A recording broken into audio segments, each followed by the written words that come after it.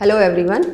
I welcome all the MBA graduates joined IILM University. As a placement director, I would like to tell you, in IILM University we are providing good experiential learning via live project, via simulations, and our students, they are participating in the different competitions organized by other B schools. So many good Big Four companies are coming to our campus like Deloitte, PwC, KPMG, Cians Analytics, Protiviti, L'Oreal, they are our regular recruiters. We are organizing a lot of industry roundtables, we are organizing guest lectures, and we are also hosting HR Summit.